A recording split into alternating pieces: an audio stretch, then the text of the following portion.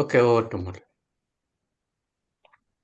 ఓం శివశక్త్యా యుక్తో ఓం శివశక్త్యా యుక్తో యది భవతి శక్తః ప్రభవితుం యది భవతి శక్తః ప్రభవితుం న చేదేవం దేవో న చేదేవం దేవో న ఖలు కుశలః స్పందితుమపి న ఖలు కుశలః స్పందితుమపి అతస్త్వామారాధ్యాం అతస్త్వామారాధ్యాం హరిహర విరించాదిభిరపి హరిహర విరించాదిభిరపి ప్రణంతుం స్తోతుం వా ప్రణంతం స్తోతుం వా కథమకృత పుణ్యః ప్రభవతి. కథమకృత పుణ్యః ప్రభవతి. గోవిందం పరమానందం గోవిందం పరమానందం సర్వవేదాంత సిద్ధాంత గోచరం సర్వవేదాంత సిద్ధాంత గోచరం తమగోచరం సమగోచరం గోవిందం పరమానందం గోవిందం పరమానందం సద్గురుం ప్రణతోస్మ్యహం. సద్గురుం ప్రణతోస్మ్యహం. జగద్గురు శంకరాచార్యుల వారు వివేక చూడామణిలో మనకు ఇది వరకు సాధన చతుష్టయ సంపత్తి తెలియజేసిన తర్వాత సద్గురు యొక్క లక్షణాలను చెప్పారు. ఎట్లా ఉండాలి? అతను శ్రోత్రియుడై ఉండాలి, అంటే శాస్త్రజ్ఞానం తెలిసినటువంటి వాడై ఉండాలి, బ్రహ్మవిధుడై ఉండాలి,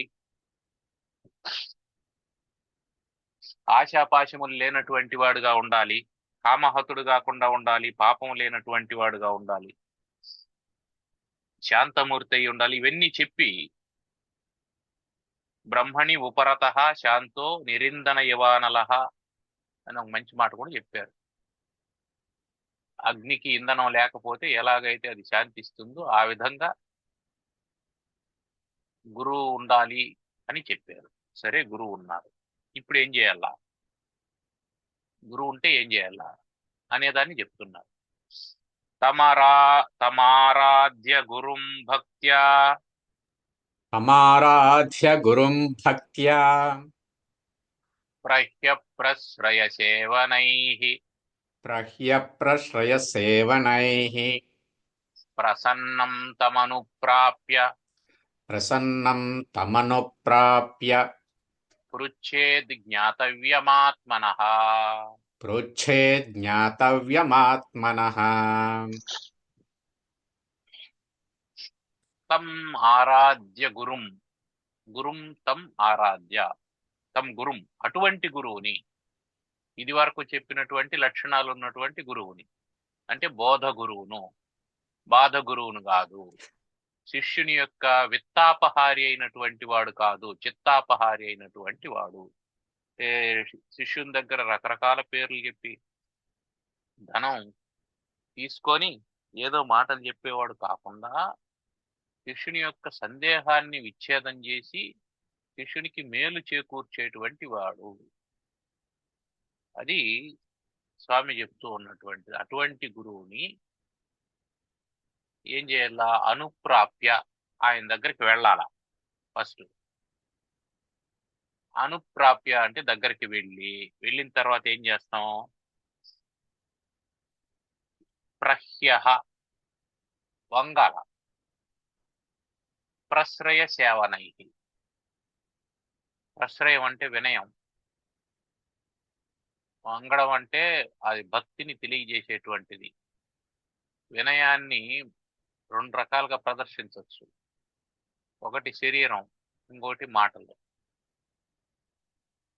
శరీరం ద్వారా ప్రదర్శించడం ఏమిటి? వంగడం, నమస్కారం చేయడం, ఈ రెండు శరీరం ద్వారా వినయాన్ని ప్రదర్శించడం. ప్రహ్య అంటే వంగడం, ప్రశ్రయ అంటే వినయం, వినయం ఉండాల. వినయం అంటే ఏమిటి? అహంకార రాహిత్యం. అంటే శిష్యునికి కూడా కొంత తెలిసి ఉంటుంది, ఒక్కొక్కసారి చాలా తెలిసి ఉంటుంది, గురువు కంటే ఎక్కువే తెలిసి ఉంటుంది. కారణం ఏంటంటే గురువు తన అనుభవము తాను అక్కడి వరకే పరిమితం అయిపోతాడు. శిష్యునికి పరితాపం ఎక్కువగా ఉంటుంది, తెలుసుకోవాలనేటువంటి ఆ కోరిక తీవ్రత వల్ల ఏం చేస్తూ ఉంటాడంటే అనేకమైనటువంటి గ్రంథాలు చదువుతూ ఉంటాడు, అనేకమైన వ్యక్తులను కలుస్తూ ఉంటాడు, ఒక్కొక్కరు ఒక్కొక్క మాట చెప్తూ ఉంటారు. కాబట్టి గురువు గారికి ఒకే దీక్ష ఉంటుంది, ఒకే అంశం మీద అతని మనసు నిలబడి ఉంటుంది. కానీ శిష్యుడు అట్టు కాదు. ఆ గురువు దగ్గరికి పోయినప్పుడు ఇలా చెప్పాడు, ఈ గురువు అలా చెప్పాడు, ఆయన అలా చెప్పాడు అని. ఈ ఒకప్పుడు కంటే ఇప్పుడు ఇంకా ఎక్కువ ఉంటది. ఎందుకంటే మనం అదేంటి యూట్యూబ్ లో పోయినామంటే చాలా మంది గురువులు కనిపిస్తారు మనకు. అందరూ ఒకటి చెప్తూ ఉంటారు, ఒకరు చెప్పినట్లు ఇంకొకరు చెప్పరు. ఎందుకంటే ఎవరెవరికి ఒక్కొక్క రకంగా అర్థం అవుతుంది. అంటే ఒక ఆ ఒక ఊళ్ళో నలుగురు గురుడ్డి వాళ్ళు ఉన్నారు. వాళ్లకు ఏనుగును చూడాలి అని అనిపించింది, ఏనుగు ఎట్లుంటుందో చూడాలి. గుడ్డివాడు ఏనుగుని ఎట్లా చూస్తాడు? చూడలేడు కదా. ఎలా తెలుసుకుంటాడు? తెలుసుకోలేడు కదా. అతను స్పర్శ ద్వారా తెలుసుకోవాలి, లేదా వినికిడి ద్వారా తెలుసుకోవాలి. సరే, వాళ్ళ దగ్గరకు ఒక అతను వచ్చాడు, ఆత్మీయుడైనటువంటి వాడు. అతనితో మాట్లాడుతూ ఉంటే ఆ మాటల సందర్భంలో వీళ్ళు అభివ్యక్తం చేశారు, అయ్యా మాకు ఏనుగును చూడాలని ఉంది. ఓ దాన్నే ఉంది, మన ఊర్లో గోవిందరాజు స్వామి గుడి దగ్గర నిలబెట్టుంటారు ఏనుగుని, చూపిస్తాం రండి అని చెప్పని వాళ్ళ నలుగురిని గోవిందరాజు స్వామి గుడి దగ్గరికి తీసుకెళ్ళాడు. అక్కడ మావటి వాడు చక్కగా 2 ఏనుగులు నిలబెట్టున్నాడు. సరే, వాళ్ళకి అతనికి చెప్పాడు, మా వాళ్ళు ఇట్లా ఏనుగును చూడాలనుకుంటున్నారు అని అంటే ఆయన ఏదో సరే అన్నాడు. సరే, వీళ్ళు వచ్చారు నలుగురు, కాసేపు ఏనుగు దగ్గర గడిపారు. అటు తర్వాత వాళ్ళ నలుగురిని తీసుకొని అతను ఆశ్రమానికి వచ్చేస్తూ ఉన్నాడు. చేస్తూ ఉంటే దారిలో వాళ్ళ నలుగురు వాదించుకుంటున్నారు. ఏమంటే ఒక అతను ప్రారంభం చేశాడు, ఏనుగు రోకల్లాగా పొడవుగా ఉంటుంది అని అన్నాడు. అంటే పక్కనుండేవాడే ఉన్నాడు, లేదు లేదు ఏనుగు చేటలాగా వెడల్పుగా ఉంటుంది అని అన్నాడు. నోరు మూయరా, నీకేం తెలియదు, నేను చూశాను, నా అనుభవం ఇది, అది పొడవుగా ఉంటుంది అని. మీరిద్దరూ ఆపండి, ఏనుగు అట్లా కాదు ఉండేది, స్తంభం లాగా లావుగా ఉంటుంది అని అన్నాడు. మీరు ముగ్గురు తప్పు చెప్తాండారు, నేను చెప్పేదే కరెక్ట్, అసలు ఏనుగు చీపురు లాగా ఉంటుంది అని చెప్పి 4వ వాడు అన్నాడు. ఇప్పుడు వింటున్నటువంటి వాడికి ఏమనిపించింది, ఏమనిపించాలి? వీళ్ళు నలుగురు చెప్పింది కరెక్టే, అయితే ఇవన్నీ సత్యాలు కాదు, పాక్షిక సత్యాలు, పార్షియల్ ట్రూత్స్. పొడవుగా రోకల్లాగా ఉంటుందన్నవాడు తొండం పట్టుకున్నాడు, చేటలాగా వెడల్పుగా ఉంటుందన్నవాడు చెవి పట్టుకొని చూశాడు, స్తంభంలాగా ఉంటుందన్నవాడు కాళ్ళు పట్టుకొని చూశాడు, చీపురులాగా ఉంటుందన్నవాడు తోక పట్టుకొని చూశాడు. అందరికీ అనుభవం ఉంది, వాళ్ళ వాళ్ళ అనుభవం వాళ్ళకు ఉంది, ఎవరికి సమగ్రమైనటువంటి జ్ఞానం లేదు. ఇప్పుడు మనం తొండం పట్టుకున్న వాడి దగ్గరికి పోతే ఏం చెప్తాడు వాడు? తొండం లాగా అదేంది రోకల్లాగా ఉంటుంది ఏనుగు అని చెప్తాడు. మనం అదే నిజం అనుకొని, అదే జ్ఞానం అనుకొని అక్కడికే ఆగిపోతే సరే, తొండం పట్టుకున్నాడు ఏదో ఒకటి వానికి తెలిసింది వాడు సాధన చేస్తాడు, అయిపోతుంది అనుకో. మనం అక్కడతో ఆగాం, మళ్ళీ చెవి పట్టుకున్నోడి దగ్గరికి కూడా వెళ్తాం. ఇప్పుడు 2 స్టేట్మెంట్లు కాంట్రవర్సీ ఉంటాయి, మనం కన్ఫ్యూజన్ లో పడిపోతాం. సాధకుడు కొన్నాళ్ళకి ఏమవుతుందంటే ఆయన ఏదో చెప్తాన్నాడు, ఈయన ఏదో చెప్తాన్నాడు, వీళ్ళకిద్దరికీ తెలిసినట్లేదని మనం అనుకుంటాం. మళ్ళీ 3వ ఆయన దగ్గరికి పోతాం, ఆయన భలే చెప్పాడు, అసలు స్తంభం లాగా ఉంటుందంట, వీళ్ళిద్దరూ చెప్పలేదు ఆ స్టేట్మెంట్, చాలా గొప్పగా చెప్పినాడు ఆయన అని అనిపిస్తుంది. బాగానే ఉంటారు కొంతకాలం.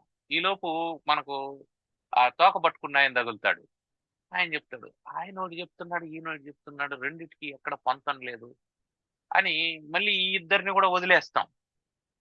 ఏమవుతుందంటే ఇట్లా శిష్యుడు అనేవాడు సద్గురువు దొరికేంత వరకు సమగ్రంగా కళ్ళుండి దాన్ని ఏనుగును చూసి నీకు వర్ణించగలిగి, ఏనుగు చూసినంత మాత్రాన ఏదో కొండలాగా ఉంటుందబ్బా, నల్ల గుండులాగా ఉంటుందబ్బా అని అన్నాడు అనుకో, నల్ల గుండు కాదు, కొండ కాదు ఏనుగు. ఏ అదేదో ఏనుగు ఏనుగు నల్లనా, ఏనుగు కొమ్ములు తెల్లనా అని వర్ణించి చెప్పేవాడు కావాలా. అట్లుండి దాన్ని ఊహించుకోవడానికి కుదిరితే చూపించేది.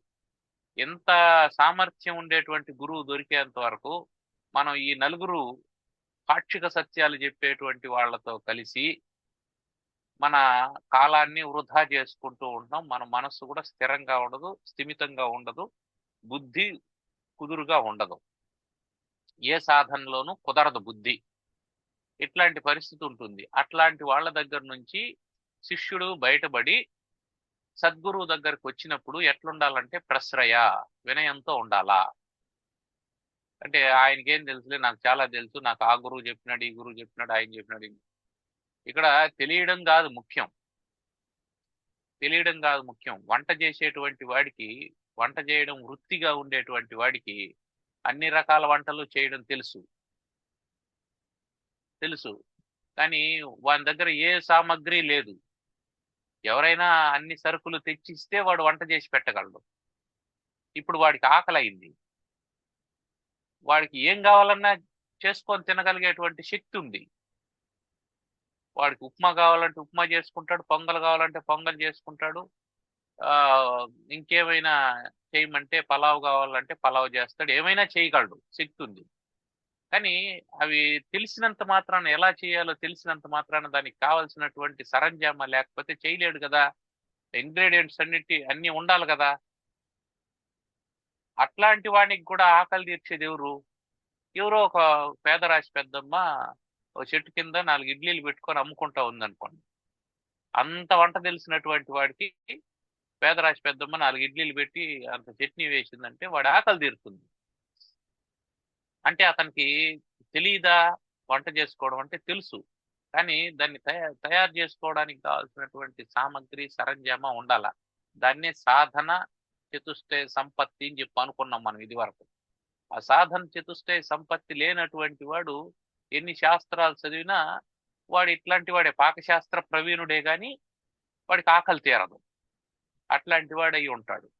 అందువల్ల ప్రశ్రయ, వినయంతో ఉండాలా. అహంకారం ఉండకూడదు. నాకు అన్ని తెలుసు అని ఉండకూడదు. నాకు అన్ని తెలుసు కానీ ఏం ప్రయోజనం? ఆకలిగా ఉంది. నేను పలావ్ చేయడం తెలిసినటువంటి వాడిని నువ్వు పెట్టే ఇడ్లీ తింటానా అని అంటే లాభం లేదు. నీకు తెలిసినంత మాత్రాన పలావ్ తయారు కాదు. నీకు అప్పటికి ఆకలి తీరడానికి ఆ ఇడ్లీనే శరణ్యం. అది లావుగా ఉందా, గట్టిగా ఉందా, మెత్తగా ఉందా, సగం ఉడికిందా, దాంతో నీకు సంబంధం లేదు. నీ ఆకలి తీరాలంటే నువ్వు తిని తీరాల్సిందే. అది రుచిగా లేదు సరే పర్వాలేదు, అయినా సరే నీకు ఎట్లుంది అనే దాంతో సంబంధం లేదు. నీ ఆకలి తీరాలి అని అంటే నీకు అది తప్ప వేరే మార్గం లేదు. నాకు తెలుసండి, ఆ, పలావ్ చేయడం తెలుసండి అంటే తెలుస్తుంది. తెలియదని ఎవరు చెప్పారు? తెలిసినంత మాత్రాన అది ఆచరించకపోతే నీకు ప్రయోజనం లేదు. కాబట్టి అనేకమైనటువంటి శాస్త్రాలు తెలిసినటువంటి వాడు ఎట్లాంటి వాడంటే, గరిట పాయసం గిన్నెలో తిరుగుతూ ఉంటుంది కానీ దానికి అది పాయసం అని కానీ దాని రుచి తీయగా ఉంటుందని కానీ దానికి తెలియదు. దాన్నే శుభ్రంగా కడిగి మళ్ళీ సాంబార్ గిన్నెలో వేసి తిప్పామనుకోండి, దాంట్లో కూడా తిరుగుతుంది. అప్పుడు ఆ సాంబార్ రుచి ఏమి దానికి తెలియదు. అట్లా అనేక శాస్త్రాలు చదివి అనేకమైనటువంటి గురువుల దగ్గరకు వెళ్ళి రకరకాలైనటువంటి సాధనలు ప్రారంభం చేసి కొంతకాలం అది, కొంతకాలం ఇది అది అది అది అని చేసి, కొంతకాలం ఆ మిషను, కొంతకాలం ఈ మిషను, కొంతకాలం ఆ ఆశ్రమం ఈ ఆశ్రమం, ఆ గురువు ఈ గురువు, ఇవంతా తిరిగి చిత్త భ్రమకు లోనైపోతాడు. ఈ లోపు వయసు కూడా అయిపోతుంది, మళ్ళీ ఏం చేయలేడు. అప్పటికి సాధనలు ఏమి చేయలేనటువంటి పరిస్థితి వస్తుంది. కేవలం మాట్లాడేటువంటి శక్తి మాత్రమే ఉంటది, అంతకు తప్ప ఇంకేమీ సాధన ఉండదు. అందువల్ల ప్రశ్రయ, ప్రశ్రయ అంటే వినయంతో, సేవనైహి సేవ చేయాలి. ఈ సేవ అనేది ఎందుకు ఉంటది అంటే, వినయం ఎప్పుడు ఆ మాటల్లోనో లేదంటే చేష్టల్లోనో వంగినంత మాత్రాన వినయం వచ్చేది. సేవ చేయడం వల్ల వినయం వస్తుంది. ఇది ఒక లింక్ దానికి. సర్వీస్ చేయడం వల్లనే వస్తుంది. ఎందుకంటే సేవ అనేది త్యాగానికి సంబంధించినటువంటిది. అంటే సేవ చేసేటప్పుడు ఏం చేస్తాం? మన క్యాడర్ని మర్చిపోతాం. నేను ఇంజనీర్ని, నేను డాక్టర్ని, నేను కలెక్టర్ని, ఇవన్నీ మర్చిపోతాం. అవన్నీ మర్చిపోయి మనం సర్వీస్ చేయడం మొదలు పెడతాం. అవన్నీ ఎప్పుడైతే మర్చిపోతామో అవన్నీ మన అహంకారానికి కారణాలు కదా. నేను కలెక్టర్ని, నేను ఇంజనీర్ని అనేది ఏమిటి? మన అహంకారానికి కారణం, మన దర్పానికి కారణం అదంతా. అది తీసేస్తే ఏముంటావు మళ్ళీ నువ్వు? సాధారణమైనటువంటి మనిషివి. నీకు 2 కాళ్ళు ఉన్నాయి, 2 చేతులు ఉన్నాయి, 2 కళ్ళు ఉన్నాయి, ముక్కు ఉంది, నోరుంది.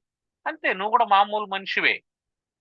నీకు అహంకారం రావడానికి కారణమైనటువంటి వాటిని తీసేసినావంటే, తీసేసి సేవ చేయడం మొదలు పెడితే అందరిలాగా నువ్వు సేవ చేస్తావు. ఒక చప్రాసి ఏ విధంగా ఆ ఆ వీధులు శుభ్రం చేస్తూ ఉంటాడో ఆ విధంగా నువ్వు కూడా చేస్తూ ఉన్నావు. ఇప్పుడు నువ్వు కలెక్టర్ అయితే ఏముంది, స్వీపర్ అయితే ఏముంది, ఇద్దరు సమానమే కదా, ఇద్దరు చేస్తాండేది ఒకే పనే కదా. అతనితో పాటే నువ్వు కూడా చేస్తున్నావు కదా. అప్పుడు ఏమైంది? నీకు నీ అహంకారం పోతుంది.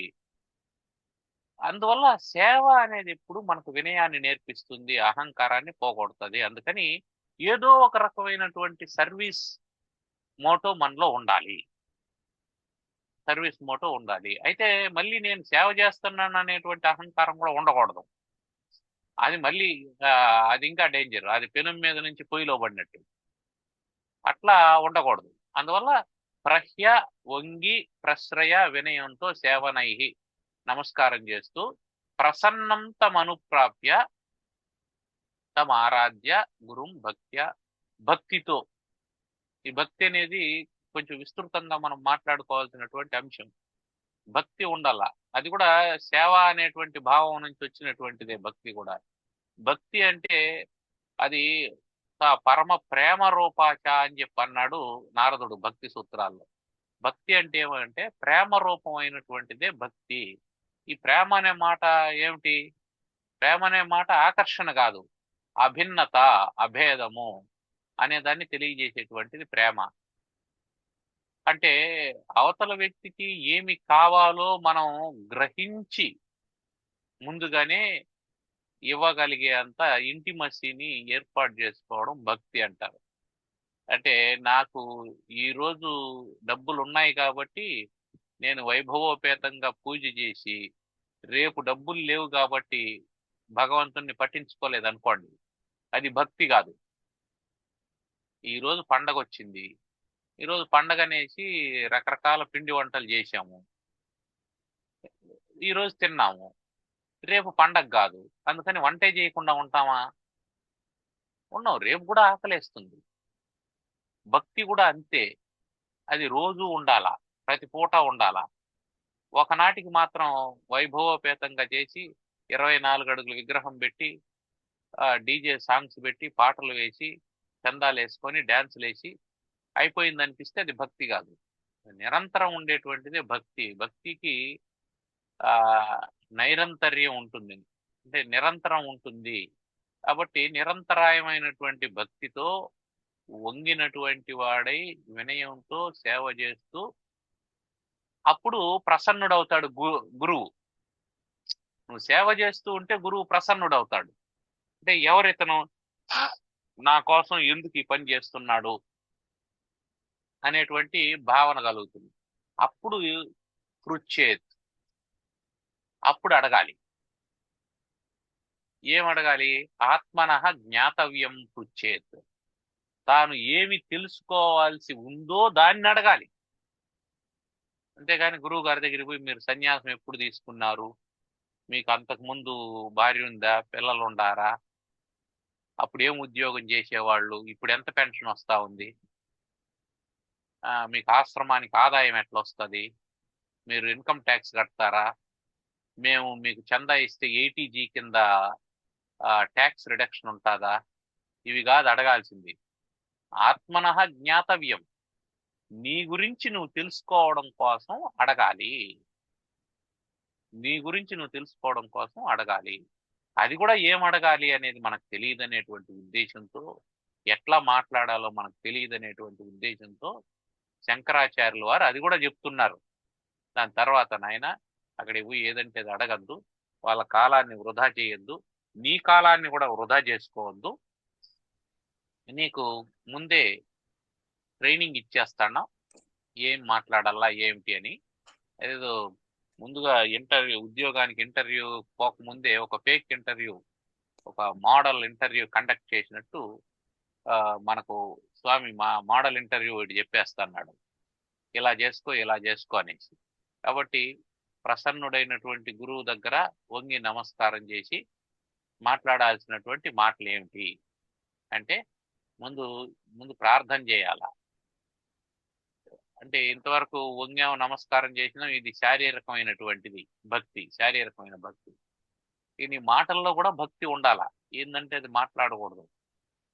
స్వామిన్ స్వామిన్ నమస్తే నతలోక బంధో నమస్తే నతలోకబంధో కారుణ్య సింధో కారుణ్య సింధో పతితం భవాబ్ధౌ పతితం భవాబ్ధౌ మాముద్దరాత్మీయ కటాక్ష దృష్ట్యా మాముద్ధరాత్మీయ కటాక్ష దృష్ట్యా రుజ్వాతి కారుణ్య సుధాభివృష్ట్యా. రుజ్వాతి కారుణ్య సుధాభివృష్ట్యా. స్వామిన్ ఓ స్వామి. స్వామిన్ స్వామి అంటే యజమాని అని అర్థం. స్వామి అంటే యజమాని. అంటే గురువు ఏమవుతాడు శిష్యునికి? యజమాని అవుతాడు. ఎప్పుడు యజమాని అవుతాడు? సేవనైహి, నువ్వు సేవకుడైతే ఆయన యజమాని అవుతాడు. అందువల్ల స్వామి, నువ్వు సేవకుడు అనేటువంటి భావన నీలో రావాలా, ఆయన నాకు యజమాని అనేటువంటి అంగీకారం నీలో ఉండాలా. అప్పుడు అతను నిన్ను శాసించగలుగుతాడు. నిన్ను శాసించగలిగినప్పుడే ఇదిగో ఇది చెయ్యి, ఈ జపం 1,00,000 చేసిన తర్వాత నాకు కనిపించు చెప్పగలుగుతాడు. అందువల్ల స్వామిన్ నమస్తే, మీకు నమస్కారం. నతలోక బంధు, ఆయన లోక బంధు. ఎవరు? గురువు. లోకానికంతా బంధువే. ఎందుకు? గురువులు ఎప్పుడు లోకక్షేమాన్ని కోరుకుంటారు, వాళ్ళ క్షేమం ఎప్పుడు కోరుకోరు. వాళ్ళు లోకక్షేమాన్ని కోరుకుంటారు. ఇది ఒక రహస్యం ఏమిటంటే, అందరూ బాగుండాలి, సర్వే జనా సుఖినో భవంతు అని చెప్పంటే ఆ సర్వజనుల్లో మనం కూడా ఉంటాం అనేది గుర్తుపెట్టుకోవాలి. నేను బాగుండాలి అంటే నువ్వు ఎట్టు బాగుంటావు నీ పక్కనోడు బాగలేనప్పుడు? అంటే మన శరీరంలో ఒక అవయవం చెడిపోయింది అనుకోండి, దాని పక్కనుండే అవయవం ఏమవుతుంది? దీని ప్రభావం దాని మీద పడుతుంది. అందువల్ల అన్ని బాగుండాలని కోరుకుంటే అన్ని బాగుండేటప్పుడు అది కూడా బాగుంటుంది. మనం ఒక మల్లె తీగేసాం, దాని పక్కన ఒక పేడ దెబ్బ ఉంది. ఇప్పుడు మల్లె పువ్వులు కాసింది, దాని పక్కన పేడ దెబ్బ కుళ్ళిపోయింది. ఇప్పుడు ఏం వాసన వస్తుంది మనకు? అందువల్ల మల్లె పువ్వుల వాసన మనకు రావాలంటే పేడ దెబ్బను అక్కడి నుంచి తీసేయాలి. అది మనం గుర్తుపెట్టుకోవాలి. అందుకని ఆ గొప్పతనాన్ని మనం అనుభవించాలి అని అంటే, మనం గొప్పవాళ్ళు కావాలి అంటే మన చుట్టూ ఉన్నటువంటి చెడును తీసేయాలి. అందుకని లోకానికంతా బంధువులుగా ఉండాలి. ఈర్ష్య, అసూయ, ద్వేషాలు అవి లేకుండా ఉంటే బాగుంటాము అని దాని ఉద్దేశం. కాబట్టి గురువులు ఎట్లుంటారు? నతలోక బంధువు. ఈ నత అంటే నమస్కారం చేసినటువంటి వాళ్లకు అని. నమస్కారం చేసేటువంటి లోకానికి బంధువులు. ఎందుకు నమస్కారం చేస్తుంది లోకం అంతా? గురువులు కాబట్టి నమస్కారం చేస్తుంది. శిష్యుడు మాత్రమే నమస్కారం చేస్తాడని అనుకోవద్దు, లోకం అంతా నమస్కరిస్తుంది గురువులైనటువంటి వాడు. తరువాత కారుణ్య సింధు, కారుణ్య సముద్రం లాంటి వాడు. స్వామి, నువ్వు లోకానికి అందరికీ బంధువు కాబట్టి నాకు కూడా బంధువు. నువ్వు సముద్రం అంతా దయగలిగినటువంటి వాడు కాబట్టి నా మీద దయ చూపించడానికి నీకేం కొరత లేదు. అది దాని ఉద్దేశం. నీ దగ్గర 10 రూపాయలే ఉంటే నాకు కావాలి బాబు, నేను ఇవ్వలేను నీకు అని చెప్పి అంటాం. నీ దగ్గర కావాల్సినంత ధనం ఉంది, సముద్రం అంత ఉంది, నాకు కావాల్సింది ఎంత? 10 రూపాయలు. అది కూడా నీకు తెలుసు ఎందుకు కావాలా, ఎంత కావాలని. అందువల్ల నీకు ఇవ్వడానికి అదేమి ఇబ్బంది లేదు. కాబట్టి నా మీద కరుణ చూపించడానికి నీకేమి ఇబ్బంది లేదు. కారణం ఏంటంటే నీ కరుణ సముద్రం అంతా, అందువల్ల ఇబ్బంది లేదు. నేనెక్కడ పడ్డాను? పతితం భవాబ్దవు, నేను భవ సాగరంలో పడిపోయాను, సముద్రంలో పడిపోయాను. ఈ పిల్ల కాలువలో కాదు పడింది, నదిలో కాదు పడింది, బావిలో పడింది కాదు. ఎక్కడ పడ్డాడు? సముద్రంలో పడ్డాడు ఏకంగా. సముద్రంలో పడ్డటువంటి వాడిని తీసుకురావాలంటే చాలా కష్టం. ఎందుకని? తీరం ఎక్కడుందో తెలియదు మొట్టమొదట. ఒకవేళ తీరం ఎక్కడుంది, వీడు ఎక్కడ పోయి పడ్డాడో తెలియదు, వాడిని అక్కడి నుంచి పట్టుకున్నామంటే అక్కడి నుంచి తీరం ఎటువైపు వెళ్ళాలో, ఎంత దూరం పోతే తీరం వస్తుందో కాంపాస్ మన చేతిలో లేదు. ఎన్ని నాటికల్ మైళ్ళు ప్రయాణం చేస్తే తీరం చేరుకుంటామో మన దగ్గర ఇన్ఫర్మేషన్ లేదు. కాబట్టి అది చాలా కష్టమైనటువంటి విషయం అతన్ని తీసుకురావడానికి, పైగా ఉప్పు నీళ్లు. అందువల్ల సంసారం అనేటువంటి సాగరంలో నేను పడిపోయినాను. ఇది తెలియాలి మొదట ఇది తెలిస్తే అప్పుడు మనం గురువు దగ్గరికి ఎందుకు పోయినాము అనేది అర్థమవుతుంది. మనం చాలా సార్లు ఎందుకు పోతాం గురువుల దగ్గరికి అంటే, నాకేదో ఆ వ్యాపారం చేస్తున్నానండి, ఏం చేసినా కలిసి రావడం లేదు అని, ఏదో ఇంకేదో కుటుంబ విషయాలు, వీటి కోసం వెళ్తాం. అవన్నీ నీ సంసార విషయాలు కదా. ఆయనే సంసారాన్ని వదిలేశాడు, ఆయన ఏం చెప్తాడు నీకు? ఆయన ఎందుకు వదిలేశాడు? ఇవన్నీ వద్దనుకొని వదిలేశాడు, లేదా చేతగాక వదిలేశాడు, ఎట్టో ఒకటి ఆయన వదిలేశాడు. ఈ ఎస్కేప్డ్ అంతే. ఇప్పుడు ఇంకా ఆయన నీకు చెప్పాల్సింది ఏముంది? ఆయన అవన్నీ అట్లే ఉంటాయి, ఎప్పుడు అట్లే ఉంటాయి, నీ చేతనైతే మేనేజ్ చేసుకో, లేదంటే వచ్చేయి నా దగ్గరికి, శిష్యుడిగా చేరుకో, నీకు కూడా ఒక కాషాయ వస్త్రం ఇస్తాను, బ్రతుకుపో, బో పెడతారు ఇక్కడ అని చెప్పి అనాలి. అంతకు తప్ప ఇంకేముంది? అని మనం అడగాల్సింది అది కాదు. వాటిని అడిగితే ఇంక అదే సమాధానం. లేదా ఏం చెప్తారు? శిష్య విత్తాపహారులైనటువంటి గురువుల దగ్గర ఇట్లాంటి ప్రపోజల్స్ వచ్చినాయనుకో, అప్పుడు ఏం చెప్తాడు? ఇదిగో పలానా మంత్రం చెప్పుకో, పలానా పూజ చేయించు, లేదా ఇంట్లో పలానా యాగం చేయించు, ఇంత ఖర్చు అవుతుంది, మన వాళ్ళే వస్తారు, దానికి కావాల్సిందంతా తెస్తారు, చేసుకో అని చెప్పి అంటాం. నీ ప్రారంభం అక్కడికి అయిపోయింది అనుకో, సరిగ్గా అప్పటికి యజ్ఞం చేసే సమయానికి ప్రారంభం పూర్తి అయిపోయింది అనుకో, అప్పుడు ఏం జరుగుతుంది? ఆ కష్టం పోతుంది. అప్పుడు ఏం చేస్తాడు? వాడు బ్రాండ్ అంబాసిడర్ గా మారుతాడు. మా ఇంట్లో స్వామి యజ్ఞం చేసినాడు, ఆ మరుసటి రోజు నుంచి నాకు ఏం ఇబ్బంది లేదు, బాగుంది అని. మళ్ళీ 10 మంది జరుగుతుంది, యజ్ఞయాగాదులు జరుగుతాయి. దాంట్లో ఒకరికో ఇద్దరికో ప్రారంభం పూర్తయ్యే సమయంలో జరిగి ఉంటుంది, అది జరుగుతూ ఉంటది. అంతేగాని ఎవడి ప్రారంభాన్ని ఎవడు తీసుకుంటాడు? అసలు నువ్వు అడగచ్చునా, నాకు ఈ కష్టం ఉంది దాన్ని పోగొట్టు అని? నీది కదా అది, ఎవడు పోగొడతాడు? ఎందుకు పోగొట్టాలి? అసలు ఎందుకు పోగొట్టాలి చెప్పు? నువ్వు వేసింది వేప విత్తనం, మామిడి పండు ఎట్టొస్తుంది? కాబట్టి ఆ ప్రారంధం ఉంది, దాన్ని అనుభవించాలి, అప్పుడే నశించుకో. అందుకని నువ్వు గుర్తించాల్సింది ఏంటంటే, నేను పడినటువంటిది సంసార సముద్రం. ఈ సముద్రంలో నుంచి నిన్ను ఇంకొక ఈతగాడు రక్షిస్తాడనే నమ్మకం పెట్టుకోవద్దు. నిన్ను సముద్రం నుంచి రక్షించేవాడు ఎవడై ఉండాలా? వాడు హెలికాప్టర్ లో నుంచి వచ్చేవాడై ఉండాలా, వచ్చి వాడు నిన్ను అలా పైకి తీసుకుని పోయి, లేదా నావలో నుంచి వచ్చేవాడై ఉండాలా, వాడు అలా పైకి తీసుకుని పోయి, వాడికి ఏం తెలిసి ఉండాలా? వాడికి ఈత ఆడడం తెలిసి ఉండాలా, గట్టె ఎంత దూరంలో ఉందో, ఎటువైపు ఈదితే వెళ్తుందో తెలిసి ఉండాలి. నువ్వు 1 కిలోమీటర్ ఈదితే ఎడం వైపుకు గట్టు వస్తుందని తెలియలేదనుకో, నువ్వు కుడివైపు ఈదుకుంటూ వెళ్ళావంటే ఎన్ని వందల కిలోమీటర్లు పోయినా గట్టు రాదు మళ్ళీ. అంటే 1 కిలోమీటర్ నుంచి నువ్వు ఈదే ప్రతి అడుగు లోపలికి పోతాండవు అని అర్థం, వ్యతిరేక దిశలో పోతాండవు అని అర్థం. వ్యతిరేక దిశలో పోయినటువంటి వాడు ఎప్పుడు బయటపడతాడు? బయటపడ్డు. ఏదో ఒకసారి సమయానికి నీరసం వస్తుంది, మునిగిపోతావు, అయిపోతుంది. కాబట్టి భవాబ్దిలో పడినటువంటి వాడికి సరైనటువంటి మార్గదర్శనం లేకపోతే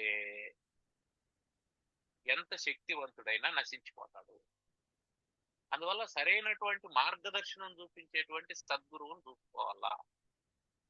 విపరీతమైనటువంటి వేవరింగ్తో ఇటు అటు పరుగులు తీస్తూ ఉండకూడదు అనేది స్వామి చెప్తున్నాడు. అందుకని పతితం భవాబ్దవు, నేను భవాబ్దిలో పడిపోయాను. మా ముద్దర, నన్ను ఉద్ధరించు, నన్ను పైకి లాగు. ఆత్మీయ కటాక్ష దృష్ట్యా రుజ్వా అధికారుణ్య సుధాభి దృష్ట్యా. ఆత్మీయ మీదైనటువంటి కటాక్ష దృష్ట్యా, కడగంటి చూపులతో. అంటే గురువు యొక్క కడగంటి చూపులు ఒక్కసారి అలా చూశాడంటే కారుణ్య దృష్టితో, కారుణ్యం అనేటువంటి, కరుణ అనేటువంటి సుధా అభివృష్టి అన్నాడు. వృష్టి అంటే వర్షం, అమృతం, సుధా, కారుణ్యం అనేటువంటి అమృత వర్షంతో. ఆ వర్షం ఎక్కడి నుంచి వస్తుంది? రుజువా, అది రుజువుగా ఉంటుంది, స్ట్రైట్ గా ఉంటుంది, వంకర టెంకర మాటలు ఏమి ఉండవు అక్కడ. నువ్వు పనికి వస్తావు లేదా పనికిరావు, ఈ పని చేస్తే ఉపయోగపడతావు లేదు. అంతేగాని నువ్వు చేసిన ప్రతి పని దానికి ఒక పరిష్కారం ఉంది, ఎట్లా చేసుకో అని సమర్థించేటువంటి గురువు కాదు. నువ్వు చేసింది పాపం నాయనా, దానికి ప్రాయశ్చిత్తం ఇది చేసుకో, ఇది చేసుకుంటే రా నా దగ్గరికి, లేదా అది మళ్ళీ చేసుకుంటాను స్వామి ఇప్పుడు ఏమైనా చెప్పండి అనేటట్టయితే వద్దు బయలుదేరు అని చెప్పేటట్టు ఉండాలి. అది రుజు మార్గంలో వెళ్ళేటువంటి గురువు యొక్క ప్రవర్తన. సారా తాగేవాడు వచ్చాడు, లేదా సారా వ్యాపారం చేసేవాడు వచ్చినాడు అనుకో శిష్యుడిగా, వెంటనే ఆశీర్వాదం ఇచ్చి ఆయన ఇచ్చిన 1,00,000 2,00,000 తాంబూలం తీసుకొని తీసుకునేవాడు అతను గురువు కాదు. నాయన ఫస్ట్ నువ్వు ఆ వ్యాపారం మానేసిరా, మళ్ళీ నా దగ్గరికి రా, మళ్ళీ ఆలోచన చేద్దాం అని అనగలిగితే అప్పుడు రుజు మార్గంలో ఉన్నాడు గురువు అని అర్థం. నీకు శిష్యులతో పనే ఉందే అసలు? శిష్యులతో నీకెందుకు? భగవంతుడు నీకు ఇచ్చింది తింటున్నావు.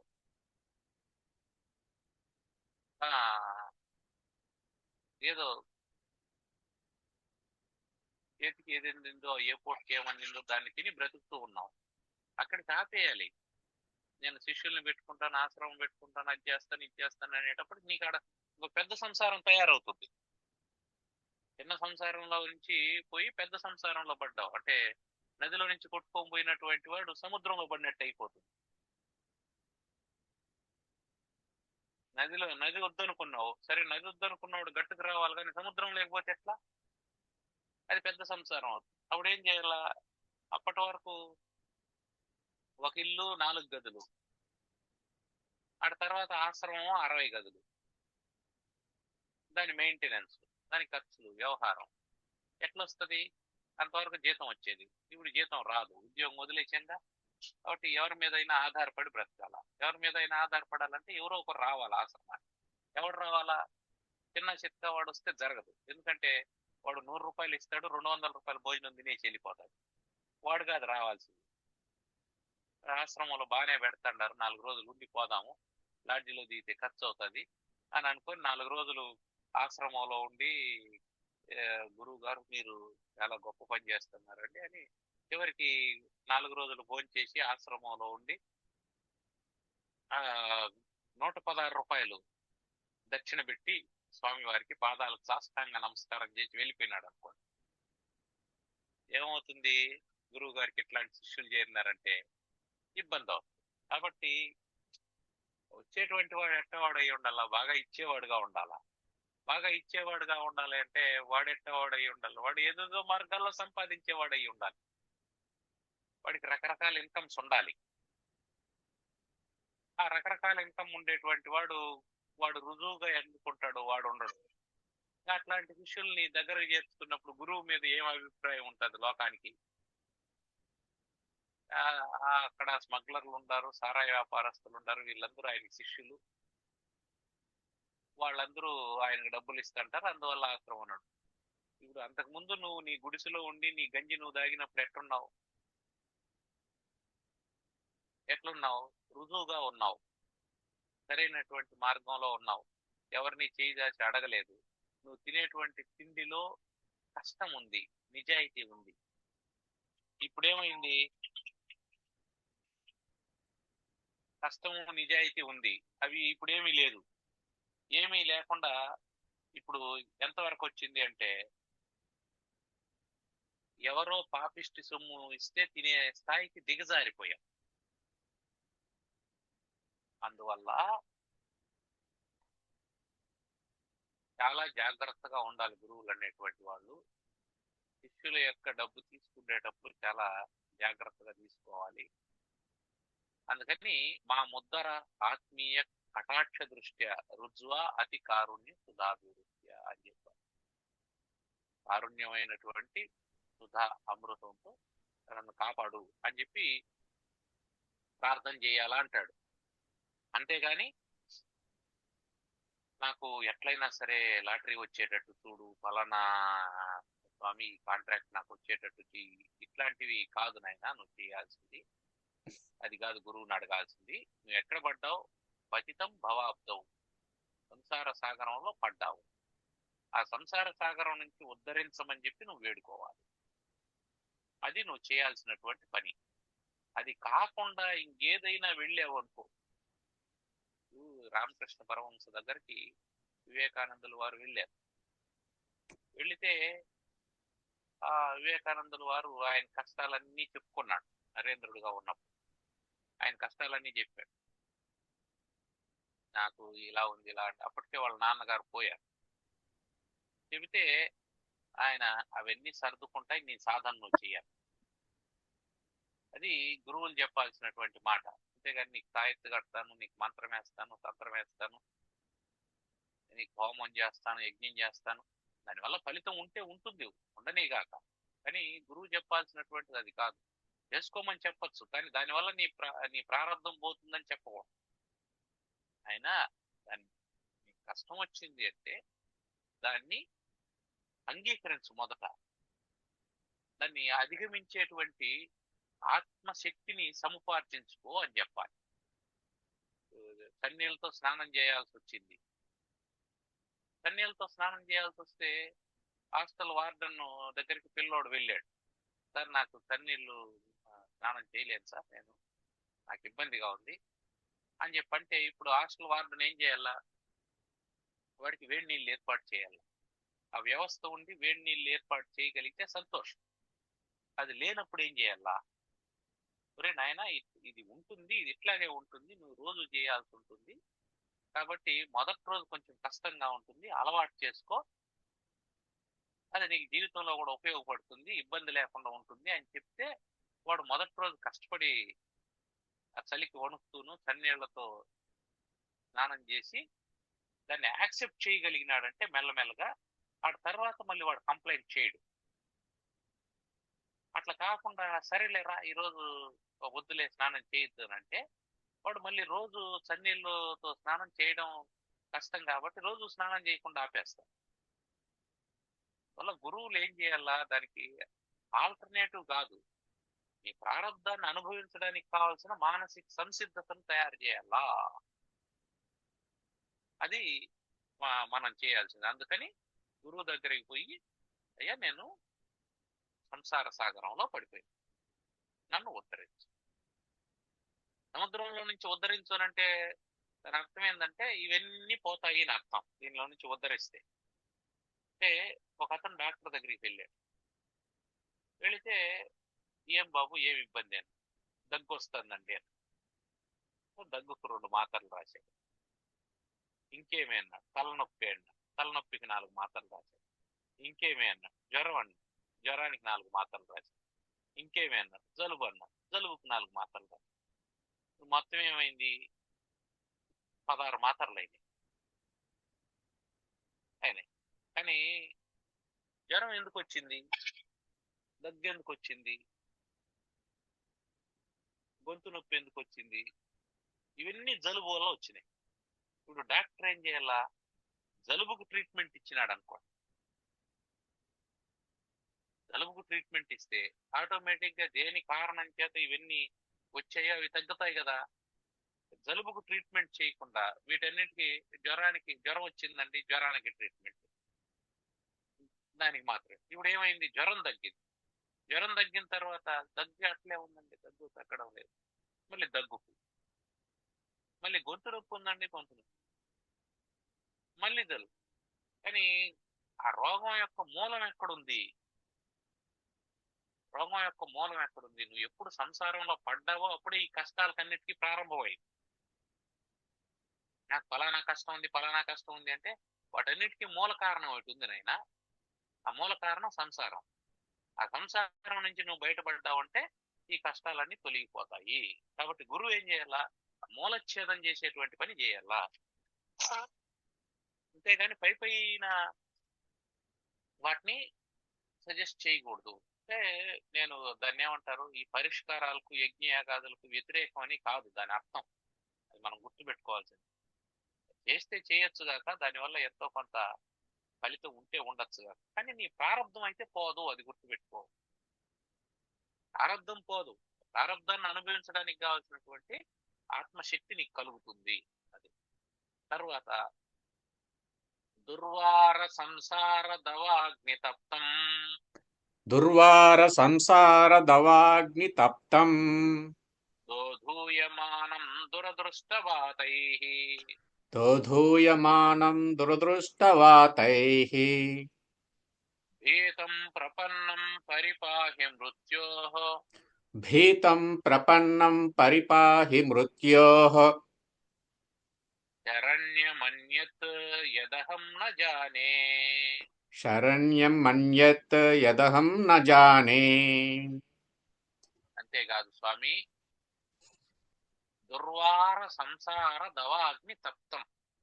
ఈ సంసారం అనేది దవాగ్ని. దవాగ్ని అంటే అడవిలో పుట్టినటువంటి అగ్ని. అడవిలో పుట్టినటువంటి అగ్ని ఏమవుతుందంటే, ఆ గాలి వీస్తూ ఉంటే అందుకుంటూ పోతూ ఉంటుంది. దాన్ని ఆర్పడం కష్టం. మనం అమెరికా లాంటి దేశాల్లో చూస్తూ ఉంటాం. కొన్ని వేల ఎకరాల్లో అడవులు కాలిపోతున్నాయని చెప్తూ ఉంటాం. అది అడవి మాత్రమే కాలిపోదు, దాంట్లో ఉండేటువంటి జీవజాలం, ఔషధులు ఇవన్నీ నశించిపోతాయి. అంతటితో ఆగిపోదు అది.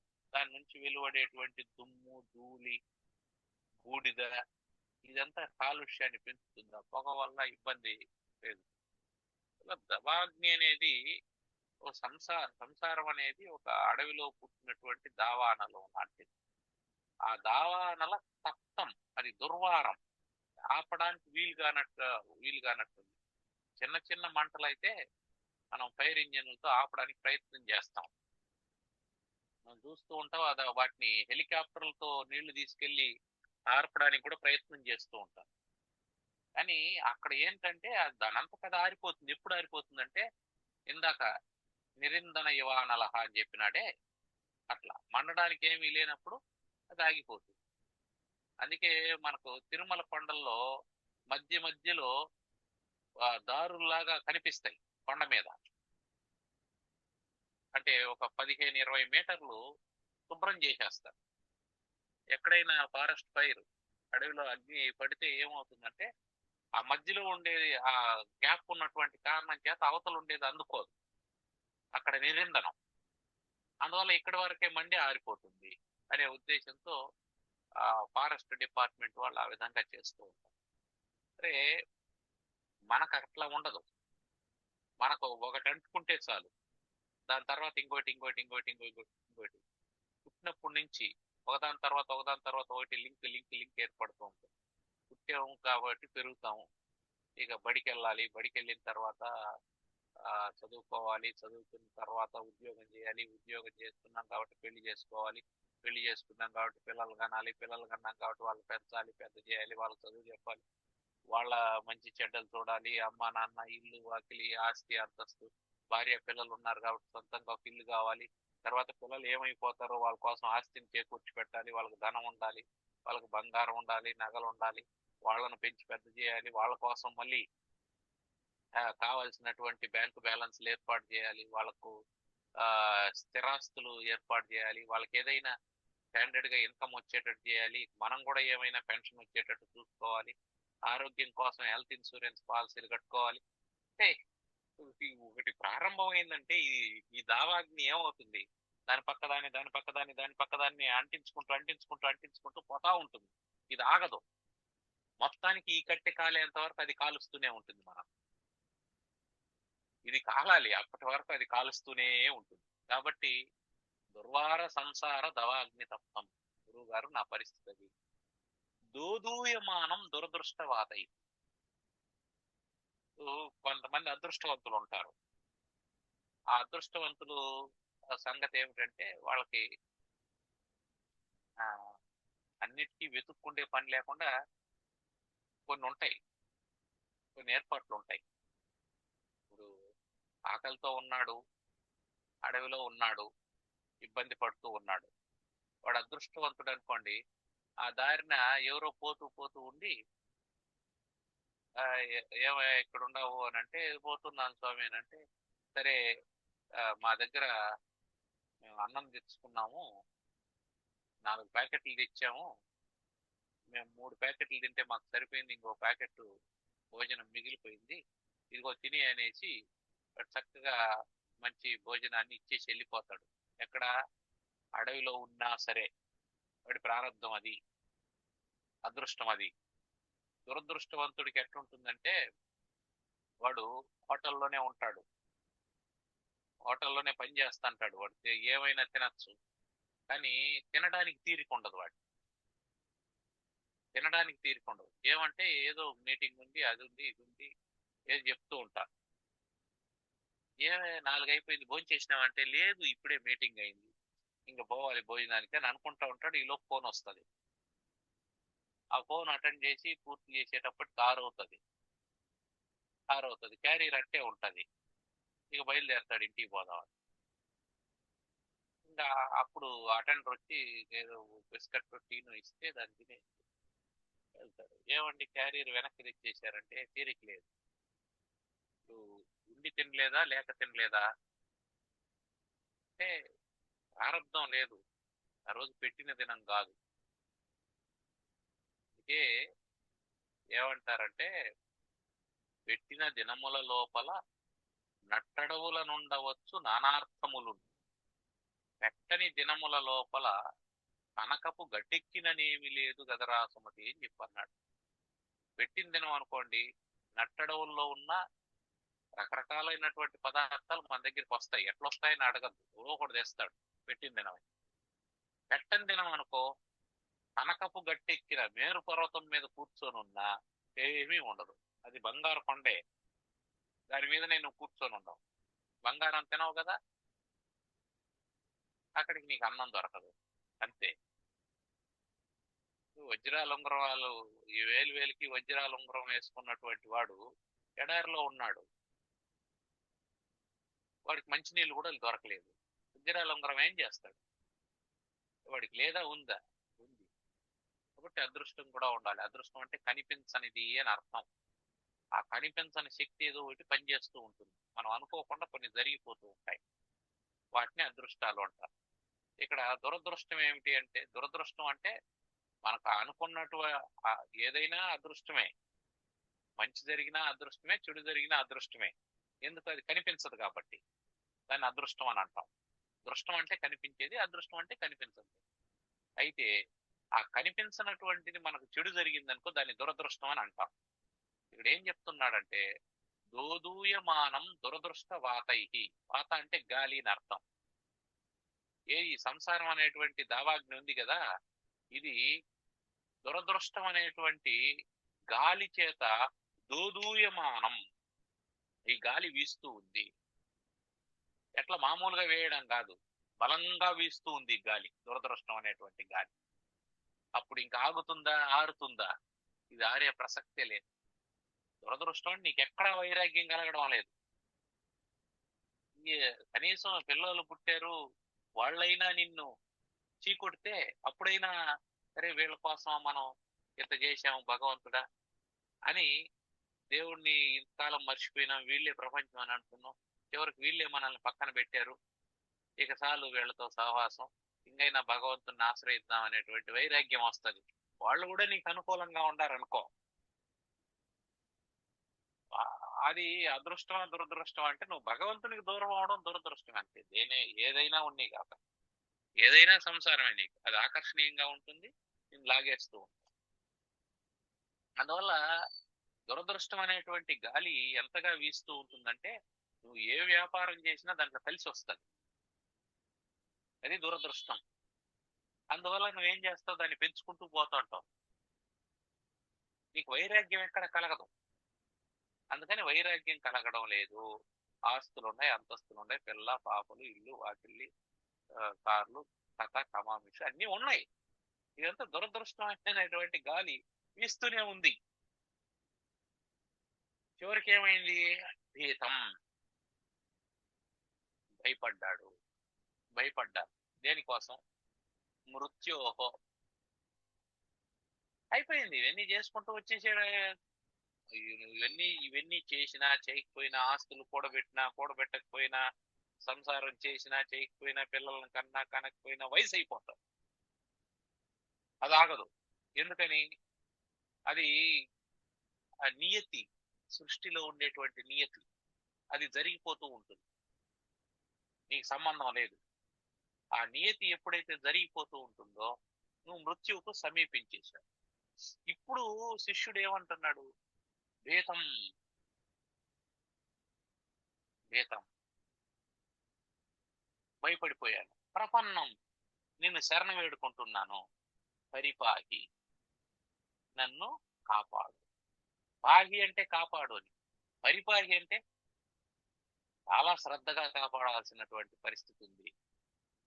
నా మీద ప్రత్యేకమైనటువంటి దృష్టితో నన్ను చూసి కాపాడాలి తండ్రి నువ్వు. ఎందుకని? మృత్యోహో, మరణం వచ్చేసి. ఏంది మరణం?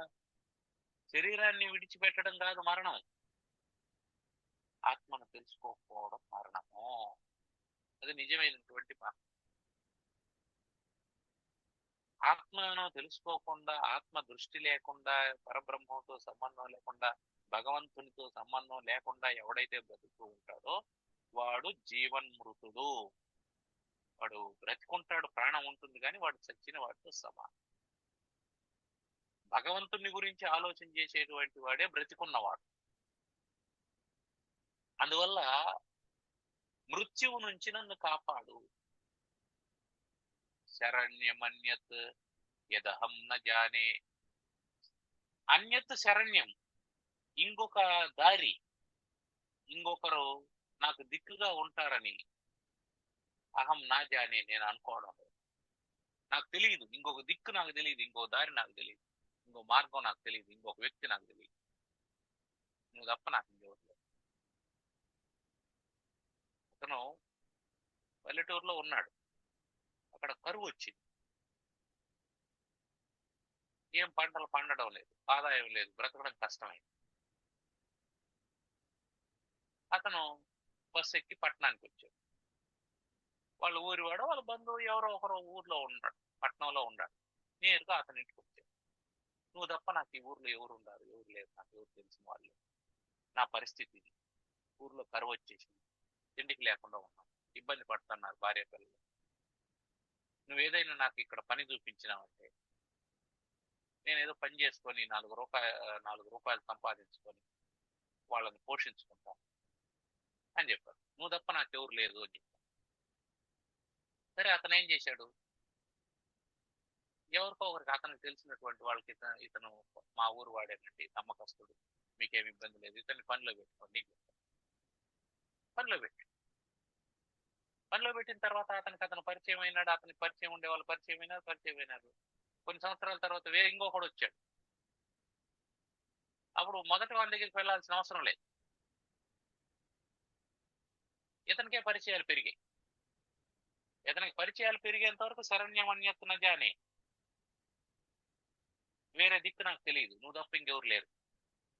నీవే తప్ప నితఃపరం బెరుగా మన్నింపందగున్ దీనుని రావే ఈశ్వర రావవే వరద సంరక్షించు భద్రాత్మక అని గజేంద్రుడు మొరపెట్టుకో.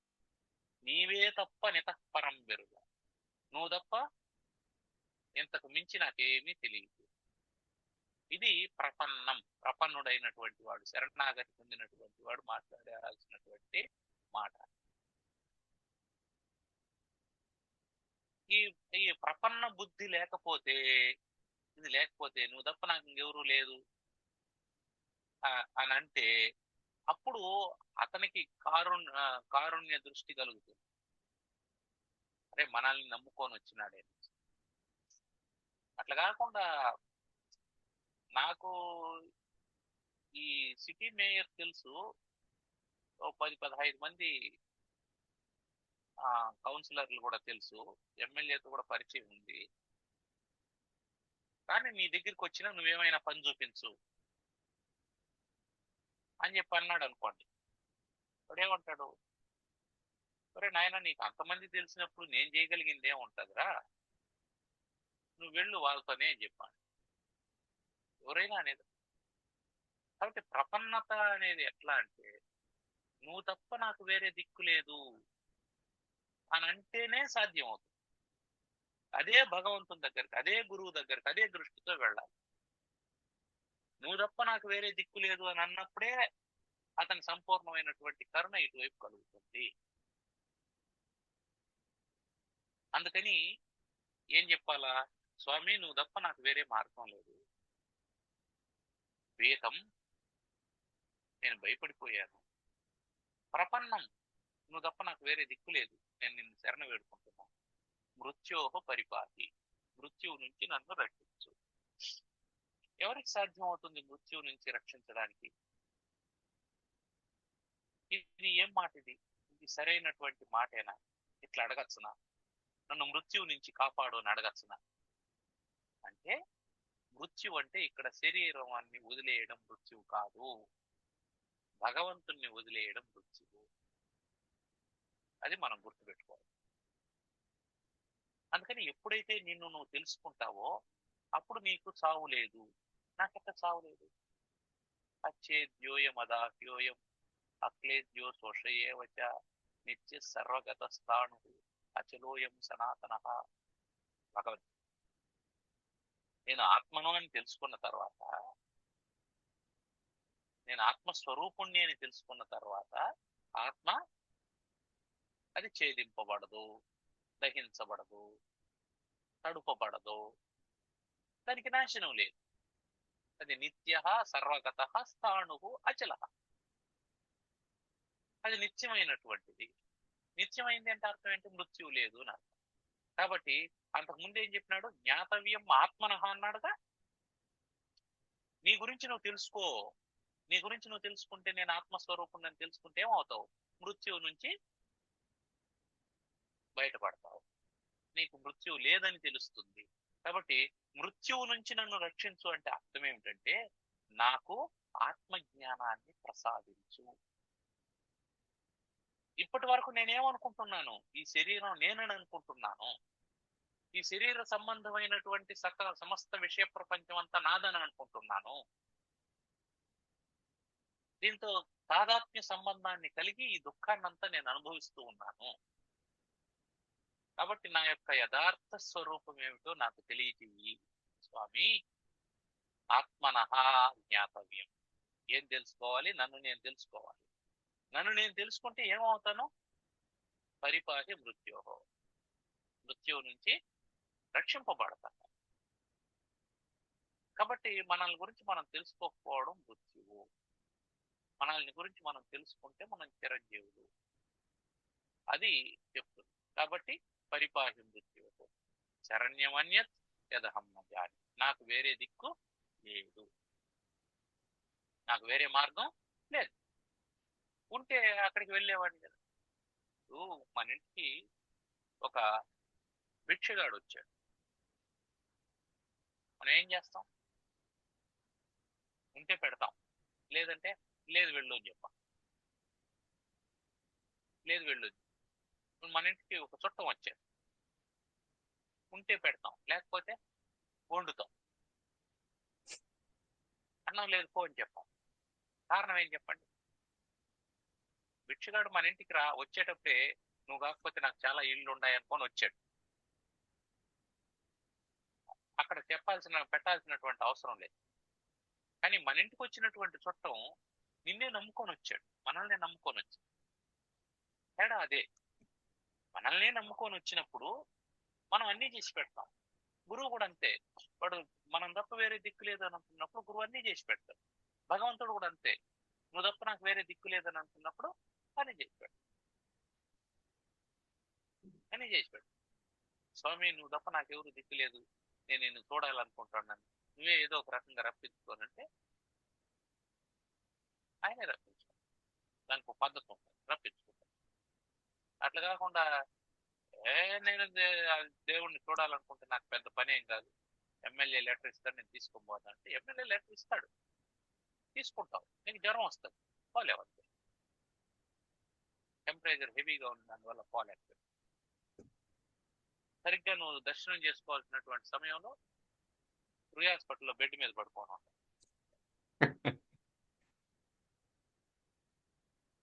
సో భగవంతుడు కరుణించినాడు అనుకో, అది క్షణంలో పని. నిజంగానే బెడ్ మీద ఉంటే కూడా ఎవరో ఒక ఆత్మీయులు వస్తాడు.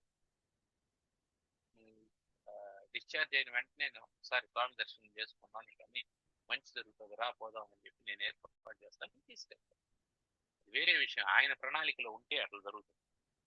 అందుకని నజానే, నాకేం తెలియదు అంతా నువ్వే చూసుకోవాలా అని అంటే వండుతారు. ఇంకా విశేషం ఏమిటంటే మనం ఆత్మీయులు అనుకోండి, అప్పుడు మనకిష్టమైనటువంటి కూరలు వండి పెడతాం. ఆత్మీయులు కాదనుకోండి, ఏదో హడావిడిగా ఉప్మా చేసి పెట్టేసి పంపించేస్తాం. ఆత్మీయులు అనుకోండి, తాత్కాలికంగా సేద తీరడం కోసం ఏదో జ్యూస్ లాంటిది ఇచ్చి జ్యూస్ తాగేసి కొంతసేపు ఈ న్యూస్ పేపర్ చూస్తూ ఉండు, మంచిగా వంట చేస్తాను అని చెప్పని అన్ని ఏర్పాటు చేస్తాను. కాబట్టి మనం బంధువులు ఇంటికి పోయినట్టు భగవంతుని దగ్గరికి పోవాలి, అంతేగాని భిక్షగాడిలాగా పోకూడదు. భిక్షగాడిలాగా పోతే మనం కాన్సెప్ట్ ఏంది, భిక్షగాని కాన్సెప్ట్ 10 ఇళ్ళు ఉన్నాయి, ఒకరు కాకపోతే ఒకరు వేస్తారు. మనం కూడా అంతే, 10 గుళ్ళు ఉన్నాయి, ఒక చోట కాకపోతే ఇంకో చోటకు పోతాం. 10 మంత్రాలు ఉన్నాయి, ఒకటి కాకపోతే ఇంకోటి. నీవే తప్పని తత్పరం బెరుగ మన్నింపందగున్ దీనునిన్ రావే ఈశ్వర కావవే వరద సంరక్షించు అనేటువంటి ప్రపన్న దృష్టి ఉండాలా.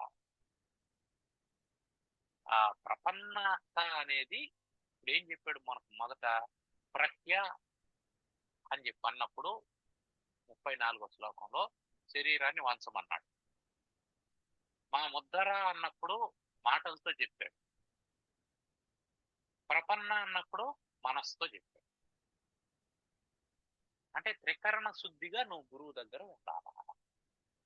మనస్సు, వాక్కు, కాయం, ఈ త్రికరణ శుద్ధి ఉండాలి. మనోవాక్కాయ కర్మలు అన్నింట్లో త్రికరణ శుద్ధి ఎప్పుడైతే వస్తుందో అప్పుడు భగవంతుడైనా గురువు అయినా నీ పట్ల ప్రసన్న దృష్టిని కలిగి ఉంటాడు. నువ్వు ప్రపన్నుడు అయితే ఆయన ప్రసన్నుడు అవుతాడు. నువ్వు ప్రపన్నుడు కాకపోతే ఆయన ప్రసన్నుడు కాదు.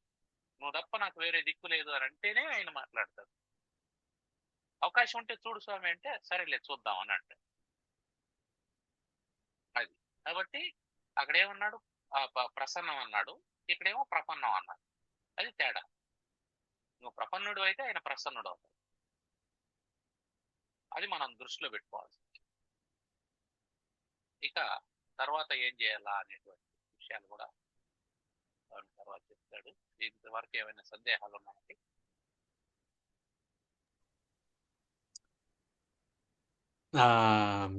శరణాగతి గురించి,